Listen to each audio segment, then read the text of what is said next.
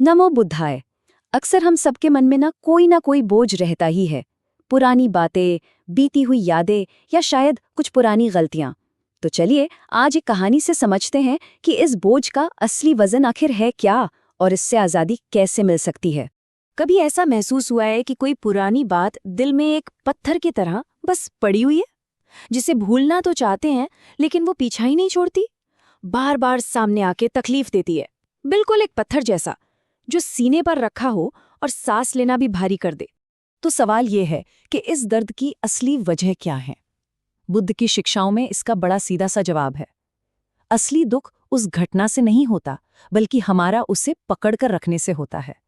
यही वो आदत है जो हमें भारी और दुखी बना देती है। चलिए इसी बात को एक कहानी से और गहराई से समझते हैं। ये कहानी है दो भिक्षुओं की, जिनके सफर में एक ऐसा मोड़ आता है जहां नियम और इंसानियत आमने सामने आ जाते हैं। तो देखिए माहौल कुछ ऐसा है। एक बुजुर्ग भिक्षु हैं और एक नौजवान, दोनों एक लंबी यात्रा पर निकले हैं। चलते चलते वो एक ऐसी नदी के पास पहुंचते हैं जिसका बहाव बहुत तेज है, और वहां किनारे पर एक औरत खड़ी है जो बेचारी नदी पार नहीं कर पा रही है। अब यहाँ एक चीज समझना बहुत जरूरी है।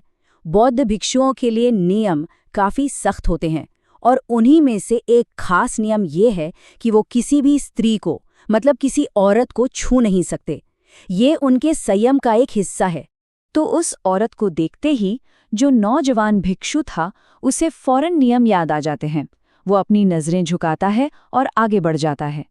लेकिन उसके गुरु, जो बुजुर्ग भिक्षु हैं, वो मदद करने का फैसला करते हैं, भले ही ये नियम के खिलाफ क्यों न हो। बुजुर्ग भिक्षु बिना एक लफ्ज कहे उस औरत को अपनी पीठ पर उठाते हैं, तेज बहती नदी के पार सुरक्षित छोड़ते हैं और बस चुपचाप अपने सफर पर आगे निकल जाते हैं। उनके लिए वो किस्सा वहीं उसी पल खत्म हो गया। लेकिन कहानी यहाँ खत्म नहीं हुई। असल कहानी तो अब शुरू होती है, नदी के उस पार। अब देखिए कि कैसे एक घटना जो बाहर तो खत्म हो चुकी है, लेकिन किसी के मन के अंदर एक तूफान खड़ा करने वाली है। 1 घंटा गुजर गया। नौजवान भिक्षु के दिमाग में बस एक ही बात घूम रही है, गुरुदेव ने नियम तोड़ दिया। फिर 2 घंटे बीत जाते हैं। अब उससे सहा नहीं जा रहा। उसके अंदर गुस्सा, उलझन सब बढ़ता जा रहा है, और आखिरकार वो फट पड़ता है और अपने गुरु से पूछ ही लेता है। वो गुस्से में थोड़ी ऊंची आवाज में पूछता है, गुरुदेव, हमने शपथ ली थी कि हम किसी स्त्री को स्पर्श नहीं करेंगे। फिर आपने उस औरत को अपनी पीठ पर क्यों उठाया? आपने नियम क्यों तोड़ा? उसकी आवाज में गुस्सा भी है और दर्द भी। बुजुर्ग भिक्षु बहुत शांति से मुस्कुराते हैं और कहते हैं, बेटा, मैंने तो उस औरत को नदी के किनारे घंटों पहले ही उतार दिया था, लेकिन ऐसा लगता है कि तुम उसे अभी तक अपने दिमाग में उठाए घूम रहे हो। तो क्या सीख मिलती है इस कहानी से? देखिए, ये सिर्फ 2 भिक्षुओं की कहानी नहीं है, ये कहीं ना कहीं हम सबकी कहानी है। तो चलिए इसके पीछे जो गहरा सबक है उसको समझते हैं और देखते हैं कि अपने मन का बोझ कैसे हल्का किया जा सकता है। फर्क देखिए, बुजुर्ग भिक्षु वर्तमान में थे। उन्होंने मदद की और बात को वहीं छोड़ दिया, इसलिए वो खुश थे, हल्के थे। दूसरी तरफ जो नौजवान भिक्षु था, वो उस घटना को अपने दिमाग में ढोता रहा। उसका फोकस अतीत पर था, इसलिए वो दुखी था और भारी महसूस कर रहा था। और यही इस कहानी का सबसे बड़ा सच है। असली तकलीफ उस घटना से नहीं होती जो हमारे साथ हुई।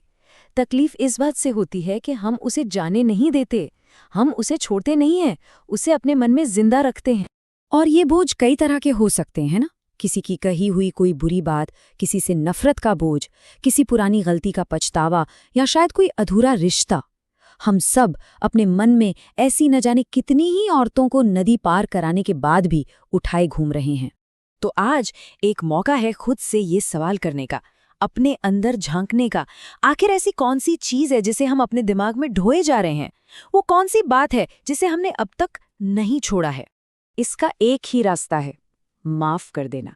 और ये माफी दूसरों के लिए नहीं तो कम से कम अपने मन की शांति के लिए तो है। उस बोझ को उतार कर फेंक देना, यही इलाज है। याद रखिए, माफी दूसरों को दिया गया गिफ्ट नहीं है, ये अपने आप को दिया गया सबसे बड़ा तोहफा है। तो चलिए आज हम सब मिलकर एक संकल्प लेते हैं। उस हर बोझ को, हर पुरानी बात को, हर तकलीफ को जाने देंगे। बस अपने मन में कहिए, मैं छोड़ता हूँ, मैं आज़ाद होता हूँ,